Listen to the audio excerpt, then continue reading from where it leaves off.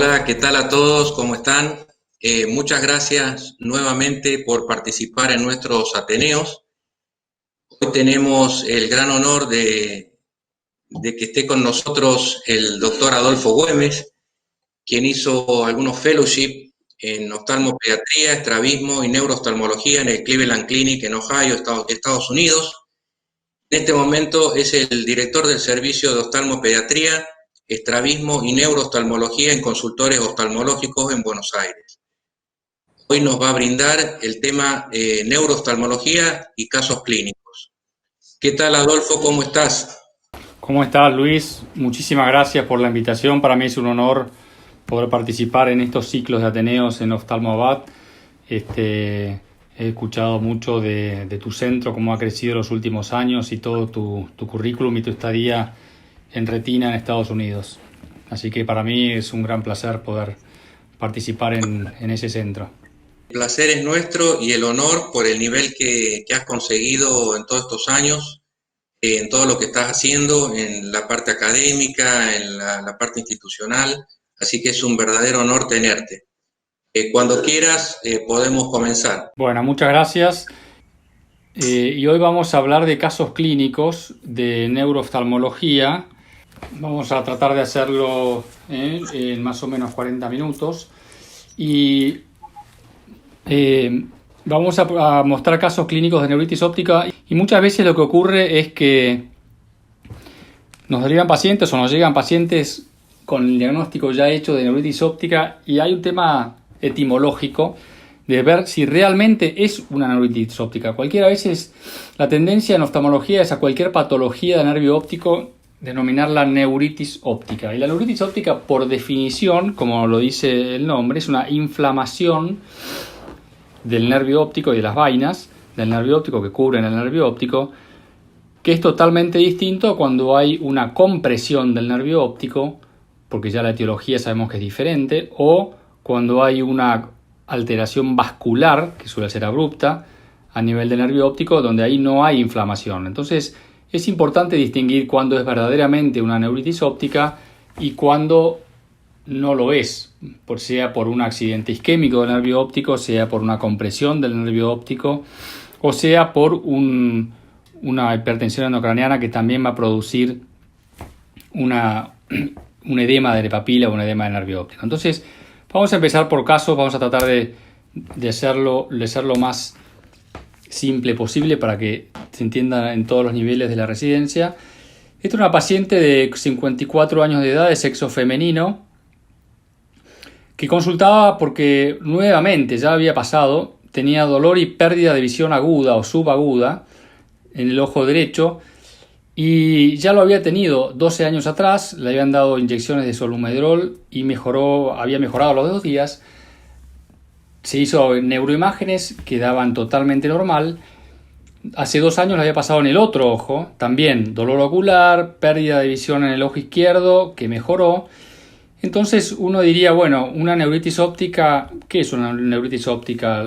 La inflamación del nervio óptico. Es una pérdida subaguda de visión. Digo subaguda porque ocurre a lo largo de unos días o una semana y no de manera abrupta como se da en la neuropatía isquémica, que tiene dolor característicamente que aumenta con los movimientos oculares y que tiene una gran pérdida en la visión y la visión de los colores también, sobre todo. Los pacientes incluso lo refieren, que ven todo como distinta saturación de los colores o blanco y negro, y que al cabo de un tiempo mejora espontáneamente. De ahí el estudio del trial que se hizo de neuritis óptica, en donde algunos le pusieron corticoides endovenosos, a otros corticoides vía oral y a otros nada, y se vio que el grupo control, a los que no se les dio tratamiento, tenía una evolución favorable también en cuanto a su mejoría en la visión. O sea que la naturaleza muchas veces ayuda más que los tratamientos médicos.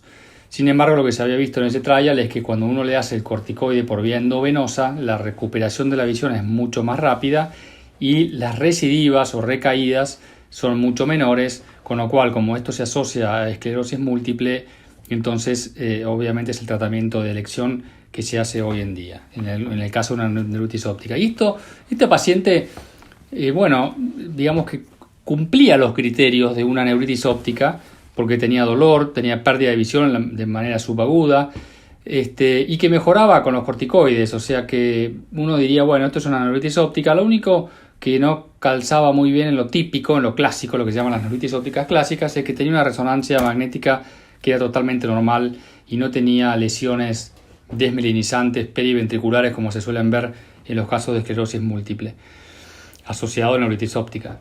Tenía antecedentes de hipertensión arterial, hipercolesterolemia, hipotiroidismo, y vemos que en el fondo de ojo, la paciente ahora en el ojo derecho, que es donde había tenido este episodio nuevamente, tenía una palidez papilar. En el ojo izquierdo había tenido un episodio, tenía una excavación todavía normal, y la visión de los colores en el ojo derecho del caso de la neuritis óptica estaba severamente afectada con, como ven, una atrofia de papila. La resonancia magnética nos daba que era normal.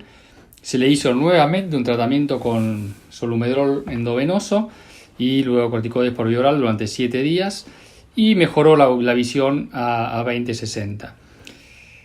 2 meses después vuelve a repetir este episodio de baja de visión, pero en el otro ojo, con dolor en los movimientos oculares.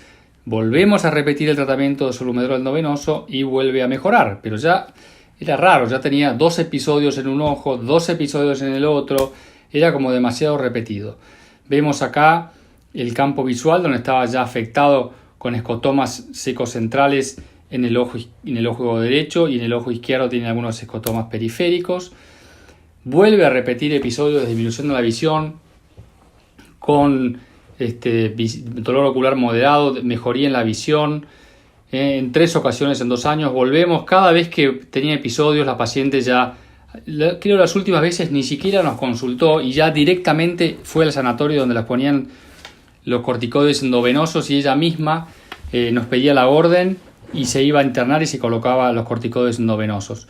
Nunca signos neurológicos, nunca signos de ningún tipo de paresias o de alteraciones motoras o alteraciones sensitivas en el resto del cuerpo, pero vemos que ya esto sale de lo normal. Cuando un episodio se repite en un ojo, se repite en el otro, entonces con imágenes normales solamente había una imagen dudosa de nervio óptico que quedaba con realce, ya sale de lo típico. Entonces estos son los casos donde uno tiene que pedir anticuerpos antiacuaporina 4, que hoy en día cuando uno tiene una paciente con una neuritis óptica, lo que hay que hacer es siempre, cuando sale de lo típico, aparte de pedir neuroimágenes, es pedir anticuerpos antiacuaporina 4 o anticuerpos anti-MOG que bueno, se hacen ya digamos en varios laboratorios hoy en día en Buenos Aires.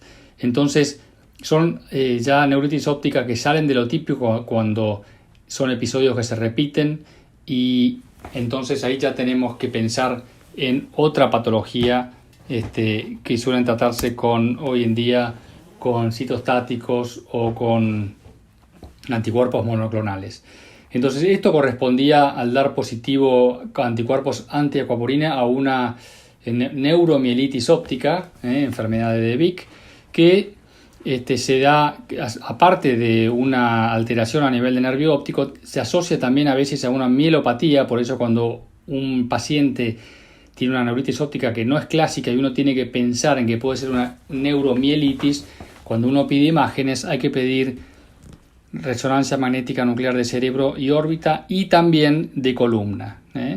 Se da en pacientes sanos o asociados a algunas otras enfermedades autoinmunes, y suelen tener focos de desmielinización en sustancia blanca, pero en lugares distintos a lo que se da en una esclerosis múltiple, ya que en la esclerosis múltiple típicamente se localizan a nivel periventricular o en el cuerpo calloso, mientras que cuando es una neuromielitis óptica o enfermedad de De Vic se da en otros puntos a nivel cerebral. Entonces, casi siempre la médula espinal también suele estar afectada, y a diferencia de la esclerosis múltiple, las neuromielitis, el cerebelo nunca está afectado, tiene una gliosis solo en la esclerosis múltiple, y hay lesiones en las fibras arcuatas más frecuente en la esclerosis múltiple. Entonces, en la neuromielitis óptica generalmente afecta más el nervio óptico que el resto de las estructuras, y finalmente, cuando uno se repite, puede empezar a tener episodios motores. Por eso, como dije, siempre hay que pedir neuroimágenes también a nivel de la columna. Entonces, acuérdense que no todas las neuritis ópticas son asociadas a esclerosis múltiple, y que en algunos casos, cuando sale de lo normal, hay que pedir anticuerpos. En estos casos, hoy en día se pide anticuerpos anti-aquaporina 4 o se pide anticuerpos anti-MOC. Esto, de todas maneras, sí, inicialmente los tratamos con corticoides, pero después el tratamiento sistémico varía y es distinto que el tratamiento con medicamentos citostáticos o anticuerpos monoclonales, como se suele dar muy frecuentemente en la esclerosis múltiple. Y por eso es importante clasificar. Hoy en día se clasifica una neuritis óptica en típica o atípica, y cuando ya sale de lo típico, uno ya tiene que pensar en pedir anticuerpos. Acá el edema de papila puede ser leve, moderado, o incluso a veces, como en cualquier neuritis óptica, decimos el paciente no ve nada y el médico tampoco, porque cuando vemos el nervio óptico en los primeros episodios que no hay atrofia, puede no haber edema. El estudio multicéntrico de neuritis óptica lo que mostró es que 1/3 de pacientes con neuritis óptica tienen edema de papila. ¿Cómo se ve una neuritis óptica típica entonces, ya que estamos presentando un caso de neuritis óptica atípica? La típica neuritis óptica es importante saber la edad. Raramente se dan mayores de 50 años de edad, generalmente son menores de 50 años de edad. Es una pérdida aguda de visión o subaguda de visión. Aguda o subaguda significa que pierden visión a lo largo de unos días, una semana, máximo 2 semanas. Típicamente 95% de los casos tienen dolor en los movimientos oculares. El paciente dice, uno le pregunta y dice, sí, cuando muevo los ojos me duele más, y eso está debido a la inflamación de las vainas, que cuando mueven los ojos en el cono tienen dolor. Siempre van a tener, si hay patología del nervio óptico, siempre van a tener una pérdida de visión de los colores. Por eso es muy importante cuando uno duda si es patología de retina o si es patología de nervio óptico, es importante tomarles la visión de los colores. Tabla de Ishihara es algo que francamente lo tienen disminuido los pacientes con neuritis óptica. Y siempre acuérdense que en la parte de la semiología, cuando uno estudia nervio óptico, son los reflejos pupilares. Entonces van a ver que un paciente que tiene una neuritis óptica siempre, 100% de los casos, va a estar afectada los reflejos de la pupila y va a tener un defecto pupilar aferente relativo. Esa es otra manera de diferenciar cuando uno duda, ¿será que tiene patología de retina o será que tiene patología de nervio óptico? Háganle el examen de pupilas, y si el paciente tiene un defecto pupilar aferente relativo, eso nos está hablando que la patología es de nervio óptico y no de retina. Acuérdense que muchas veces cuando la neuritis óptica no presenta edema de papila, entonces a veces se hace difícil saber si esa disminución subaguda de visión puede ser por alguna patología retinal de mácula, que a veces dudamos o no. Si bien hoy en día con el OCT es mucho más fácil de detectar cualquier patología a nivel macular, de todas maneras la semiología de la pupila es algo que uno siempre tiene que hacer como parte del examen rutinario en oftalmología, porque ahí es donde vamos a detectar las alteraciones del nervio óptico aún antes de dilatar al paciente. Vamos a tomar la visión y vamos a saber si la patología ya está en el nervio óptico o no, con solamente tomar los reflejos pupilares. El tratamiento se da corticoides en la etapa aguda, endovenoso, 1 gramo por día, pasar en 6 horas, y se da inmunoglobulinas y se da interferón, para evitar las recaídas. Vamos a pasar a otro caso, a otro neuritis óptica atípica. Vamos a pasar a un caso pediátrico ahora. Un paciente que, eso es otra de las cosas que los residentes tienen que tener en cuenta. Otro paciente que me fue derivado por neuritis óptica o por neuropatía, tenía 10 años de edad, sexo femenino, había ido inicialmente a ir hecho los controles oftalmológicos. Yo siempre digo que en oftalmopediatría lo más difícil que hay es tomarle la visión a un chico. Y muchas veces vemos la gran variabilidad interexaminador que hay. A veces mi ayudante me dice, no, la visión es de 6 décimos, y voy yo y le tomo 8 décimos, y después le toma otro, le toma 2 décimos. Entonces Hay veces que es difícil tomarle la visión a los chicos y depende de la colaboración, depende del estado de ánimo, depende de cómo el chico le cae al médico que lo está examinando, en fin. Pero este caso era un caso de un paciente de 10 años que ya había hecho varios controles para el colegio, como siempre se suelen pedir, y no habían dicho nada en especial, y ahora le dicen que tiene una neuropatía óptica, con lo cual los padres venían muy preocupados. Esta era la nota de derivación y tenía 3 décimos de visión en ambos ojos, pero curiosamente tenía las pupilas reactivas, o sea que acá no había neuritis óptica, ni compresión, ni nada, con una visión de colores un poco disminuida. Como antecedentes había tenido un Stevens-Johnson por tratamiento de antibióticos, y vemos que ya viene con su OCT, donde se ve el nervio óptico de una forma diferente a lo normal. Pensaban que era un edema de papila, y el campo visual daba alterado. Si bien tenía 10 años, era el primer campo visual, los padres venían asustados porque tenía un campo visual alterado en los 2 ojos, con lo cual pensaban que podía haber alguna patología tumoral, genética, etcétera, pero que eso saltó en un examen oftalmológico, y no el chico de 10 años de edad no había referido absolutamente ninguna sintomatología. Le hicieron un electroretinograma donde le mostraba una leve alteración o anormalidad porque tenía un aumento en la latencia, y lo que veíamos en el fondo de ojo, fíjense, es una alteración. Fíjense la vascularización, muchas veces cuando vemos acá es una alteración en el patrón vascular, nos está hablando de que en realidad es congénito esto y que no es nada adquirido. Y vemos que hay una leve hipoplasia o malformación congénita del nervio óptico, donde se ve el signo del doble anillo. Vean alrededor de la papila, tanto del lado derecho como del lado izquierdo, unas alteraciones pigmentarias y un patrón vascular un poco no lo típico, sino un patrón vascular diferente a lo que solemos ver habitualmente. Esto es lo que demuestra esta alteración en el campo visual, y lo que tenía esta paciente no era ninguna alteración adquirida, sino su propia alteración en los nervios ópticos de manera congénita. Así que esto es una de las cosas que hay que tener en cuenta cuando uno ve. El paciente no tenía ninguna sintomatología, no había referido baja en la visión, no había referido para nada tampoco dolor en los movimientos oculares, ni alteración en la visión de los colores, sino que esa alteración ya la tenía de manera congénita.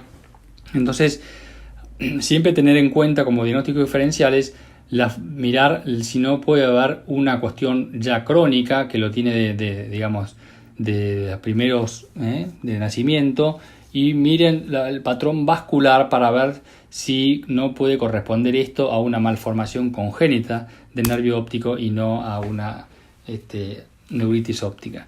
Ven que por supuesto acá tiene una alteración con defectos en el campo visual centrales y escotomas ecocentrales en el ojo izquierdo, pero esto claramente también puede estar corresponderse a una malformación congénita del nervio óptico, donde vamos a ver que las papilas tienen una coloración bastante normal y no se ve palidez. Entonces, tener en cuenta que la hipoplasia en nervio óptico tiene el signo del doble anillo, que es cuando uno ve alrededor de la papila otro borde correspondiente a la unión del epitelio pigmentario con la esclera. Tiene alteraciones en el campo visual, pero ya eso es de manera congénita, y que no es algo progresivo. O sea que generalmente si un chico aparece con alguna alteración que nunca refirió nada, y uno ve el nervio óptico de una forma no típica, con un patrón vascular no típico, entonces tiene que pensar que eso es congénito y que eso no es adquirido. Vamos a encontrar otro caso de atípico, para ver que no todo es neuritis óptica. Esta es una paciente de 68 años, de sexo femenino, que me derivaron, que venía con estos anteojos, y por eso saco la foto y ella nos dio permiso. Paciente de Rosario que vive en Florencia, Italia, hace muchos años y se dedica a pintar, y había notado que empezó a tener menor visión de los colores, menor saturación, y ella se notaba justamente por pintar, que es lo que ella hacía. Le notaba que tenían bueno, que tenía que usar más colores, que notaba que tenía menos saturación, lo mismo que estaba usando anteriormente en su vida, y tenía que usar más pomos de color para darle más intensidad. Y sobre todo, muchísima fotofobia. Era una fotofobia tremenda, que le hacía imposible salir afuera. Había empezado con eso y realmente lo único que conseguía calmarle algo y poder salir afuera era usar estos anteojos con filtros rojos. Y como antecedente sistémico simplemente era hipertensa, estaba tratada con medicación, estaba bien controlada.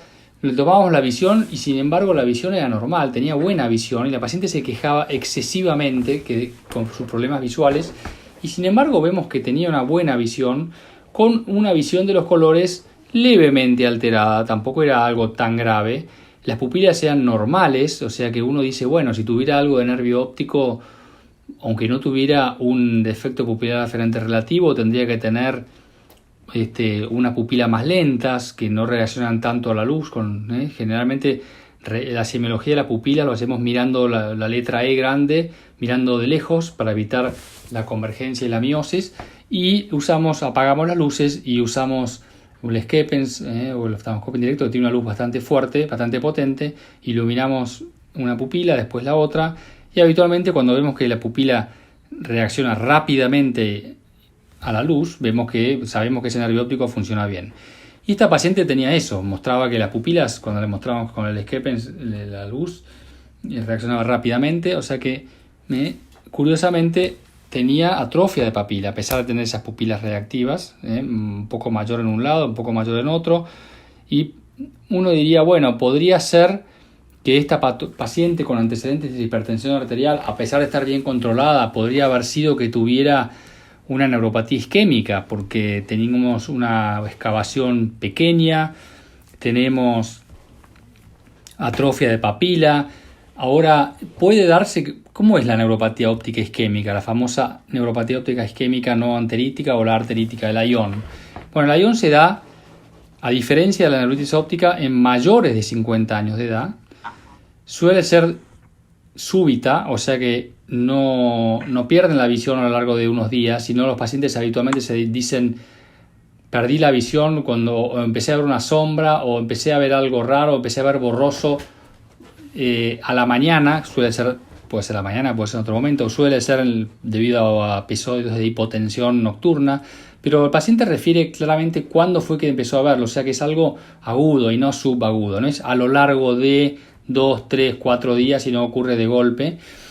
Otra de las características de la neuropatía óptica isquémica anterior es que no tiene dolor. Uno podrá decir que tiene molestias, pero no dolor cuando mueve los ojos, como si se da la neuritis óptica, así que es otra manera de diferenciar una de otra. Neuritis óptica tiene dolor, neuropatía óptica isquémica anterior no tiene dolor.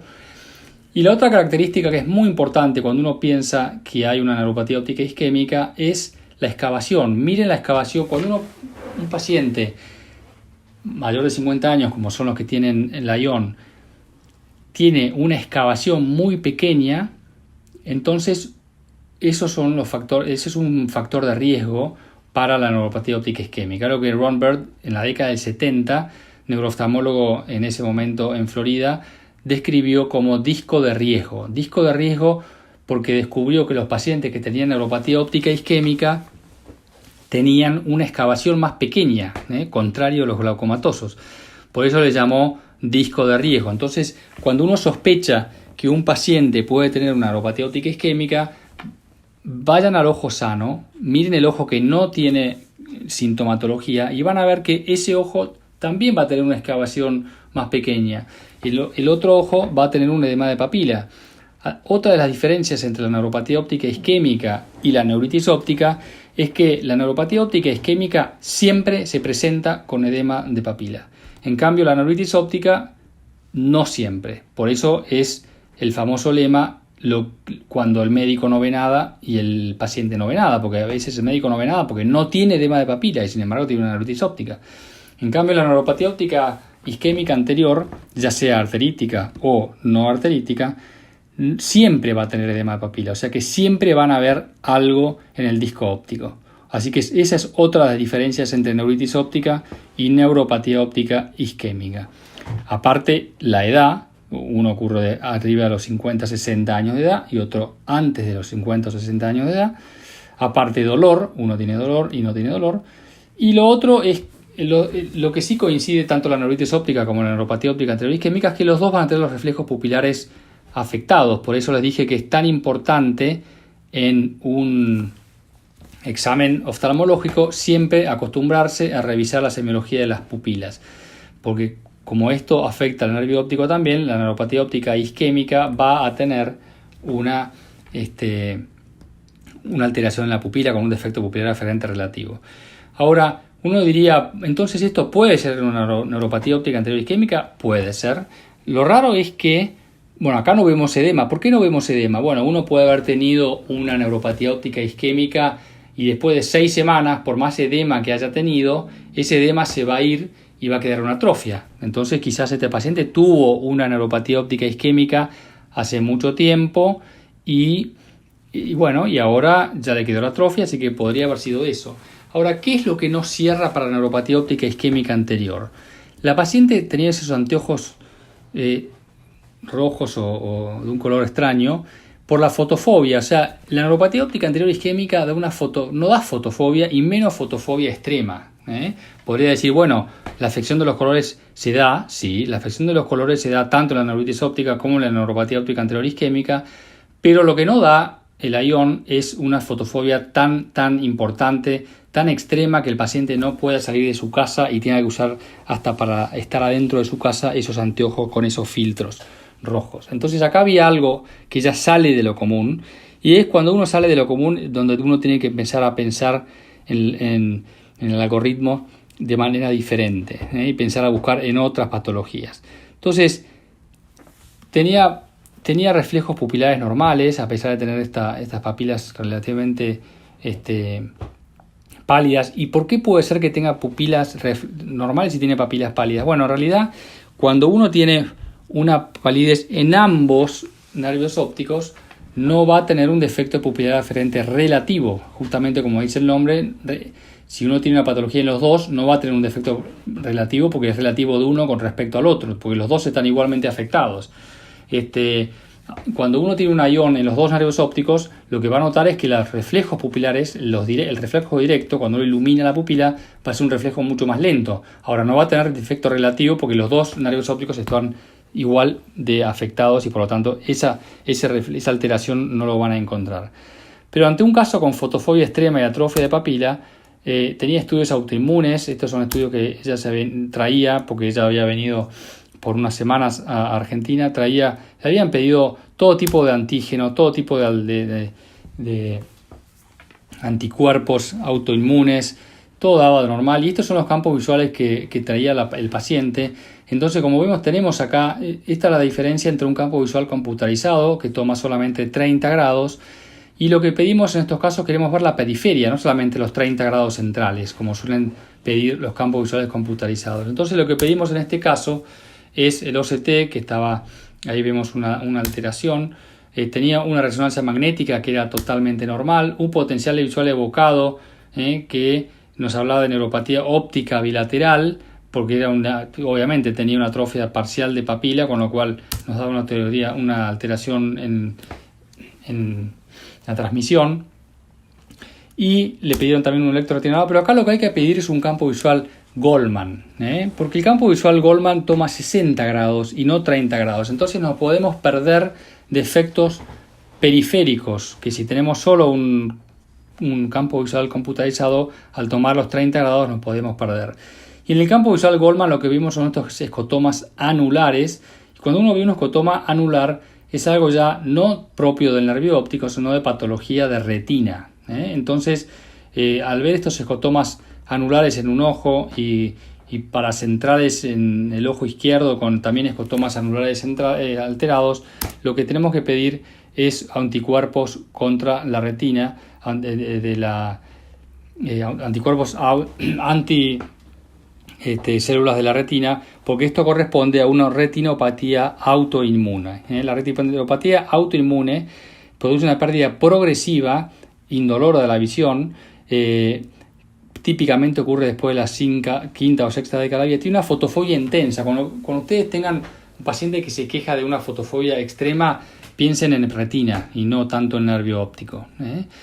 Por supuesto que la visión de colores está alterada porque afecta también conos y bastones, sin embargo afecta más los bastones que los conos, pero cuando tengan ustedes, por eso es tan importante en neurooftalmología el interrogatorio.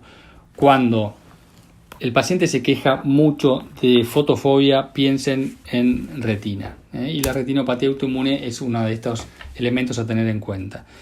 Lo suele presentarse con un fondo de ojo normal, tiene atrofia de papila, porque claro, después de muchos años suele llevar a una atrofia pero moderada, no una atrofia grave de papila, y se asocia también a enfermedad autoinmune. La retinopatía autoinmune se asocia a esto. Entonces, puede ser el cáncer associated retinopathy, melanoma associated retinopathy o el non-paraneoplastic autoimmune retinopathy. Y esto hay que pedir anticuerpos. Cuando uno sospecha que un paciente tiene una retinopatía autoinmune, hay que pedir dos cosas. Primero, electroretinograma y segundo, anticuerpos antinolasa, que son los que habitualmente hay un laboratorio en Córdoba que lo están haciendo, y anticuerpos antirrecoverina. Suelen tratar, hay distintos fenotipos,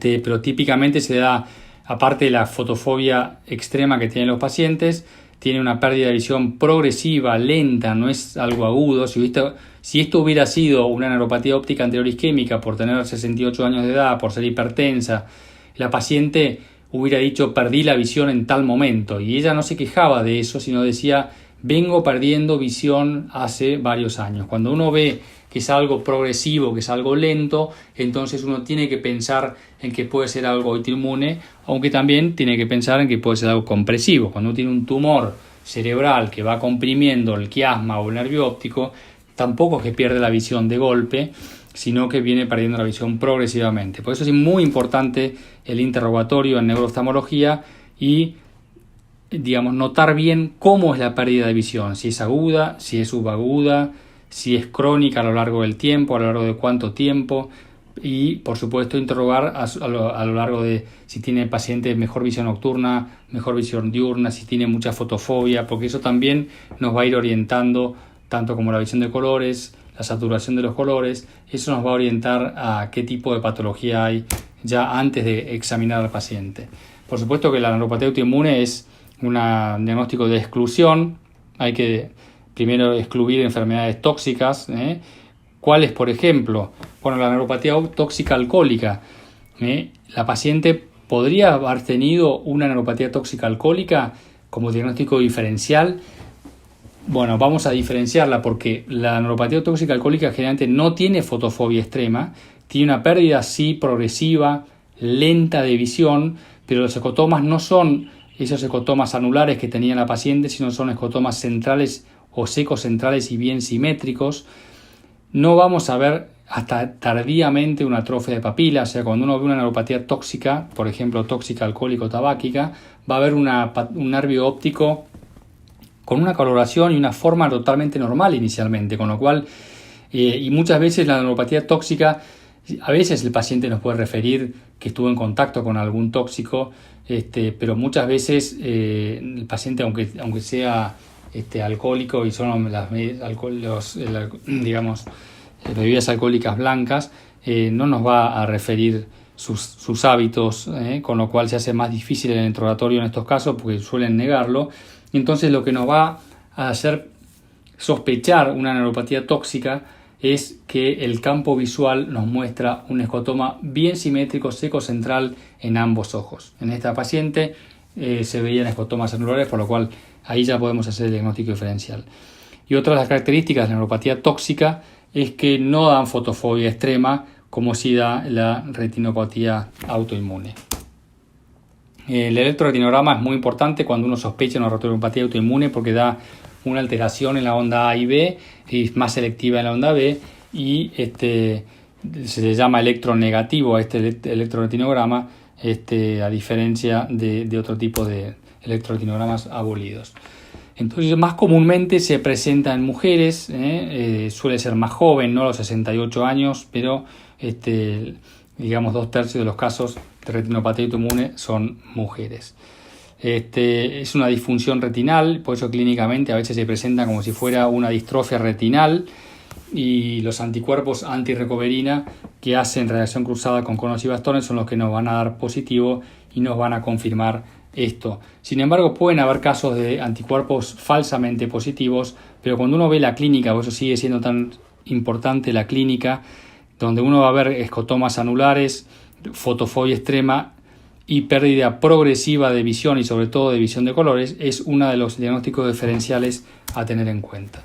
El tratamiento suele ser la inmunosupresión. El pronóstico es pobre, no tiene mejora espontánea, pero hay casos donde con tratamiento con ciclosporina han mejorado y han tenido recuperación visual, o por lo menos no han perdido tanta visión. Vamos a mostrar un caso típico, ya que hablamos de neuropatía óptica isquémica. Es una paciente de 68 años de edad, de sexo masculino. Hace 15 días notó una mancha negra en su ojo izquierdo, le disminuyó la visión, no tenía dolor ni visión doble, y como antecedentes era portador sintomático de inhibidor lúpico. Él decía que estaba tratado con antiagregación plaquetaria, adenoma de próstata, un OCP con que había tenido epífora y había sido tratado con ciclosporina tópica. Pero el paciente nota que realmente le bajó mucho la visión y muy de golpe. Tenía 2 décimos de visión y tenía una visión de colores alterada, aunque no tanto. Fíjense que otra de las diferencias entre neuritis óptica y neuropatía óptica anterior isquémica es que la neuritis óptica afecta severamente los colores. Si un paciente tiene neuritis óptica, le toman la tabla de Ishihara y va a tener muy mala visión de colores, mientras que una ION no necesariamente está tan alterada. Fíjense que acá tenía 9/11 en las tablas de Ishihara. Sí, como en la neuritis óptica, tenía un defecto pupilar deferente relativo con pupila lenta, y acá sí vamos a ver que se ve un edema de papila, y como les dije, miren el ojo sano. En el ojo derecho tiene un disco óptico chiquito con una excavación chica. Esto es lo que se llama disc at risk, disco de riesgo. Fíjense, si uno sospecha que puede ser una ION, miren el ojo sano y miren si tiene una excavación pequeña, porque esos son los casos de alto riesgo de neuropatía óptica anterior isquémica. Ven ahí la hemorragia, el edema, que a veces suele ser localizado, otras veces es difuso, como en estos casos, y esto corresponde típicamente, fíjense la alteración que tiene el campo visual, le habían hecho varios estudios y corresponde a una neuropatía óptica anterior isquémica. Uno de los errores que vemos habitualmente es que lo anticoagulan, cuando la neuropatía óptica anterior isquémica no es una fisiopatogenia, no está producida por alteraciones embolígenas o alteraciones en la coagulación, con lo cual no tiene ningún sentido que un paciente que tiene neuropatía óptica anterior isquémica le demos corticoides, porque no es algo inflamatorio, es algo vascular, y tampoco que le demos anticoagulación, porque son pacientes que no es un problema de coagulación, sino es un problema de isquemia que produce este infarto, como le solemos decir. Vemos acá el mismo paciente 2 meses después cómo se va yendo el edema y queda a nivel localizado un edema inferior, y con el paso del tiempo el escotoma va disminuyendo. Y también acá se hizo un estudio multicéntrico, al igual que la neuritis óptica, pero en la neuropatía óptica isquémica lo que le hicieron es una fenestración de la vaina en algunos pacientes versus control, donde no se les hacía nada a otros pacientes. Un estudio que terminó en la década del 90, 360 pacientes, y lo que se tuvo que suspender antes porque se vio que a los que le hacían una fenestración de la vaina nervio óptico les iba peor que a los que no les hacían nada. Esto es un poco la importancia de los estudios multicéntricos, donde uno ve la evolución natural de la enfermedad y ve que a veces la evolución natural de la enfermedad es mejor que los tratamientos que uno le hace. Entonces, en la neuropatía óptica isquémica lo que hay que hacer es controlar siempre la presión arterial para que no tenga episodios de hipotensión y no vuelvan a hacer un infarto en el otro ojo, que hasta un 40% de pacientes lo pueden hacer. Fíjense el campo visual como está alterado, y finalmente el paciente termina con una atrofia de papila. Vamos a mostrar un último caso de patología de nervio óptico. Y esta era una paciente que venía por cuestiones ópticas, probablemente le querían hacer una cirugía refractiva, pero había empezado a notar fluctuaciones en su visión. 27 años, sexo femenino, la habían dilatado, y le habían dado más corrección, menos corrección, venía con muchos anteojos y se venía quejando ella de que le fluctuaba mucho la visión y que nadie le pegaba con sus anteojos. Venía con una bolsa llena de anteojos, como antecedentes también hipertensa, tratada con medicación hipotensora, hipertiroidismo, estaba tiroide actualmente, y lo único que refería era cefalea, pero muy intensa. Ese es importante el interrogatorio, como les dije, en neurooftalmología, preguntar cómo es el síntoma, tomarse un tiempo hablando con el paciente, porque nos llamaba la atención, dice que la paciente que realmente casi se va a internar por la intensidad del dolor de cabeza. Entonces, hasta ahora lo que tenemos es una paciente de 57 años de edad con fluctuaciones permanentes en su visión y un dolor de cabeza realmente muy intenso. Le probaron distintas correcciones de óptica, ya venía gastando mucho dinero en distintos tipos de lentes de contacto, distintas correcciones, y la paciente seguía, por ahí veía bien, por ahí veía mal. Ella era miope de los 10 años de edad, estaba usando actualmente -6 y -7, tenía buena tolerancia a los lentes de contacto, pero así todo decía que la visión no era buena y que por momentos le empeoraba, por momentos le mejoraba. Vemos que haciéndole una buena cicloplegia con ciclopentolato 2 o 3 veces, realmente vimos que la refracción era -6 en ambos ojos con un pequeño cilindro. Venía con sus topografías y su visante. No vemos nada raro en sus topografías, vemos que tiene una córnea, con un astigmatismo regular, y venía con un visante para ver si podía ser un bloqueo angular. Otro de los diagnósticos diferenciales acá podía ser, quizás es una paciente que le fluctúa la visión porque tiene bloqueos del ángulo, pero vemos que tiene un visante donde se ve que el ángulo es bien abierto, con lo cual sería muy raro que esta paciente haga bloqueos angulares, aparte que el nervio óptico tendría que tener algún cambio glaucomatoso y este paciente no lo tenía. Vemos acá la dilatación, le habíamos hecho la refracción realmente y no teníamos problemas. Sin embargo, la paciente decía que le fluctuaba la visión y que nadie le había dado bien el anteojo. Incluso le habían estudiado la glucemia a ver si no era diabética, y vemos que no había grandes alteraciones. Y lo otro es que el campo visual era normal, venía con esto. Entonces, resumiendo, paciente que se queja de que nadie le da bien los anteojos, miope de los 10 años de edad, tiene 57 años de edad, con campos visuales normales, con un ángulo normal, sin antecedentes de bloqueo y con una refracción que no entendemos bien por qué es que tiene fluctuaciones, porque realmente la cicloplegia nos daba que tenía una corrección de -6 y vimos el campo visual. Como les dije, es importante hacer un Goldman y ya vemos que esto no es normal, y en el ojo izquierdo ya vemos un comienzo de una retracción inferior importante que se está acercando mucho al centro, al eje de la visión, con lo cual acá nos está hablando que tiene que haber algo a nivel de nervio óptico, y lo que vemos es que ya viene con una resonancia magnética donde nos muestra que, fíjense el nervio óptico, acá lo que tenía la paciente era, podemos ver un edema de papila, acá no se ve en el cursor, pero en la foto se ve claramente que es un disco óptico miope, más bien como si fuera un disco óptico inverso. Fíjense que tiene una atrofia peripapilar, como si fuera propio de un conus miópico.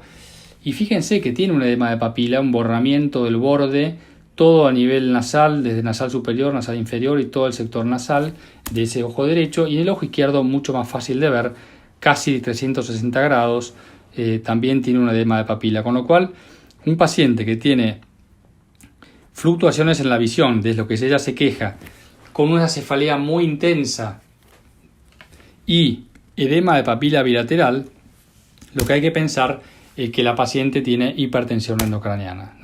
La paciente había aumentado de peso en los últimos años, había tomado vitaminas cuando era más joven, y lo que tenía esta paciente era una hipertensión endocraniana idiopática. Entonces, la fluctuación en la visión es un signo a veces de edema de papila. La paciente refería que lo que tenía cuando se levantaba era fluctuaciones, y eso no era que le habían hecho mal los anteojos, sino porque tenía un edema de papila bilateral. Se trató con Diamox, bajó de peso y la paciente mejoró su sintomatología. Esta era otra paciente, también con fluctuaciones, pero en este caso lo que decía era que veía doble, pero de manera intermitente. Había empezado hace 2 meses. Decía que veía doble vertical, o sea que tenía una imagen arriba de la otra, pero no tenía ni cefaleas, ninguna otra alteración. Suponíamos que tenía un estrabismo, pero cuando llegó la paciente le hicimos un Cobart test, era normal, no tenía ningún otro antecedente, sana, buena visión, pupilas normales, visión de colores. Y acá entonces el problema era la visión doble, con lo cual dijimos, bueno, capaz no le estamos detectando al Cobart test ninguna alteración, vamos a hacer un patch test, le vamos a tapar el ojo, a ver si realmente tiene una foria, y después de 45 minutos del ojo tapado le detectamos alguna foria que ella esté fusionando y que ahora no tenga nada. Le hicimos el Cobart test después de un patch test y nos dio totalmente normal. Y ahí vimos que había una leve hiperforia. Ya venía con una imagen, porque la paciente había visto otro oftalmólogo, le habían dicho que tenía un quiste pineal, pero que en principio no era algo relacionado a su visión doble, que eso era, digamos, de hacía mucho tiempo. Y lo que vemos es que en la resonancia vemos algunos signos como el aplanamiento del globo ocular. Fíjense cómo se ve el globo ocular aplanado, como si fuera un ojo hipermétrope, y el nervio óptico. Fíjense el engrosamiento que tiene. Eso es característico del aumento en el espacio del líquido cefalorraquídeo, con lo cual nos está hablando ya antes de ver nada que esta paciente tiene también hipertensión endocrinal idiopática. Al verle fondo de ojo, fíjense lo que es el edema de papila terrible que tiene, con lo cual uno cuando ve una paciente con edema de papila bilateral, lo primero que tiene que pensar es en hipertensión endocraniana, con lo cual se le hizo una punción lumbar. Fíjense el edema de papila que tiene esta paciente, el campo visual, que ya vemos que tenía afección del lado derecho, el Goldman, donde también ya se empiezan a ver escotomas paracentrales. Le hicimos una punción lumbar y lo que nos dio es en 270 centímetros de agua, con lo cual nos está hablando de una hipertensión endocraniana idiopática. Y finalmente bajó, conseguimos que baje de peso, porque la paciente había también aumentado de peso, y con acetazolamida conseguimos que la paciente mejore notablemente su edema de papila, y tiempo después la paciente mejoró su situación, mejoró su visión. Y para tener en cuenta entonces que también todo paciente que tenga fluctuaciones en la visión o diplopía puede, acuérdense de mirar bien el fondo de ojo y pedir, cuando hay edema de papila bilateral, entonces pedir punción lumbar aparte de las neuroimágenes. Bueno, creo que por el tiempo ya estamos medio justos, así que lo que vamos a hacer ahora, si quieren ustedes, es una sesión de preguntas. Bueno, excelente, sobre todo los casos atípicos. Excelente la ponencia. Bueno, en realidad lo ideal era mostrar lo típico, pero lo atípico para pensar que no todo es neuritis óptica. Es un poco esa la idea del Ateneo acá, que no todo es neuritis óptica y asociado a esclerosis múltiple, porque hoy en día los pacientes llegan el teléfono, googlean cuando uno dice neuritis óptica y entonces vienen con la pregunta de si esto puede estar asociado a esclerosis múltiple, y bueno, por eso es tan importante definir bien cuándo es neuritis óptica y cuándo no. Excelente. Si nos permitís, Adolfo, los doctores López y Cruz te quieren hacer algunas preguntas. Buenos días, doctor. ¿Qué tal? Buenos días. Yo le quería hacer una pregunta sobre papilitis. Nosotros hemos tenido varios casos acá en la institución y quería saber si el tratamiento de inicio es igual comenzar por forma oral o por pulso con dexametasona venoso. Lo que mostró el trial del neuritis óptica es que cuando uno ve una neuritis óptica, lo primero es pedir imágenes. Si uno piensa que primero dividirlo en típico y atípico, ¿no? Pero si es menor de 50 años de edad, tiene dolor en los movimientos oculares, tiene pérdida de visión de colores y tiene una alteración en las pupilas, entonces uno pide imágenes. Y si la imagen da positiva, por ejemplo, alguna alteración, digamos, una lesión en sustancia blanca o a veces en el nervio óptico, entonces está justificado hacer tratamiento con corticoides, pero el tratamiento con corticoides debe ser endovenoso. Inicialmente se lo interna generalmente y se pasa con solumedrol 1 gramo, hay sachet de 500 miligramos, 2 de 500 miligramos, a pasar lento, en goteo lento de 1 gramo, 6 horas en general. Y después del tercer día, o sea, repite eso 3 días, después del tercer día se da por vía oral durante una semana. Pero uno no empieza directamente con vía oral, sino que directamente va al vía endovenoso. Muy bien, muchas gracias, doctor. Buenas tardes, doctor. ¿Qué tal? Buenas tardes.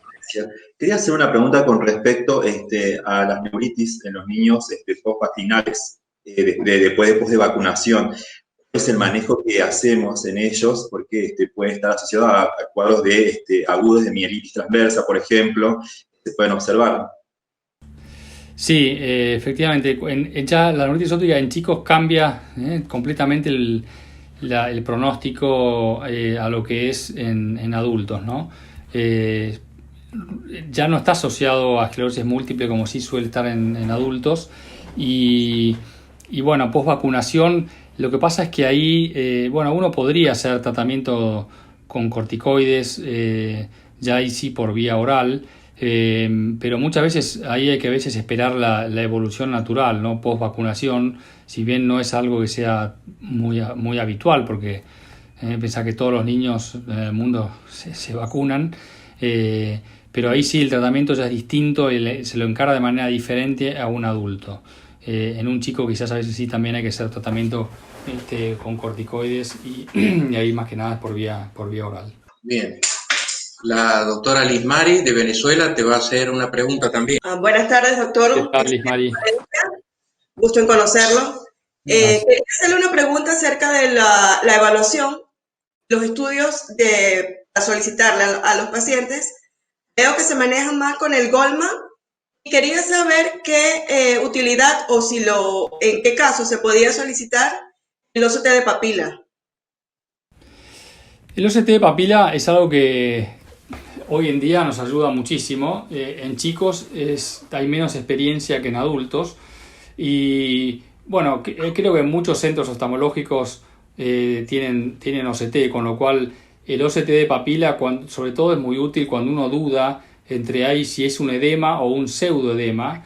A veces un paciente, la situación, el escenario habitual es paciente que viene con cefaleas y uno le ve las papilas y son papilas raras que uno duda, ¿será edema de papila? ¿No será edema de papila? Bueno, antes que pedir neuroimágenes, ahí es muy útil pedir un OCT de papila. Y ya hay características bien definidas de cuando hay un verdadero edema o de cuando hay un pseudoedema. Incluso en los drusen de papila se ven muy bien con el OCT, con lo cual yo creo que es muy, muy importante, y es una buena pregunta esto, que hoy en día nos ayuda mucho cuando hay dudas pedir un OCT de papila.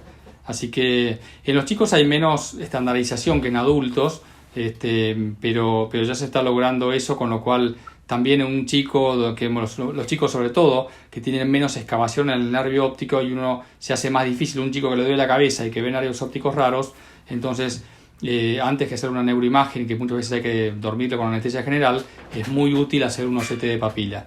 Y ahí van a ver ya el mismo con los colores y el número y la altura y la morfología del nervio óptico les va a decir si es o si no es un edema verdadero. Bueno, Adolfo, por acá no hay más preguntas. Cabe volver a agradecerte por tu tiempo, tu valioso tiempo, y la excelente ponencia que nos ha brindado, que hemos aprendido muchísimo con los casos típicos y atípicos que nos has presentado. Bueno, muchas gracias a ustedes, y uno empieza a veces por lo atípico para hacer hincapié en cuándo sale de lo normal y cuándo uno tiene que pensar en otros algoritmos. Muy bien. Bueno, muchísimas gracias, Adolfo. Te mandamos un fuerte abrazo. Muchas gracias por esta ponencia. Bueno, muchas gracias, Luis. Un abrazo.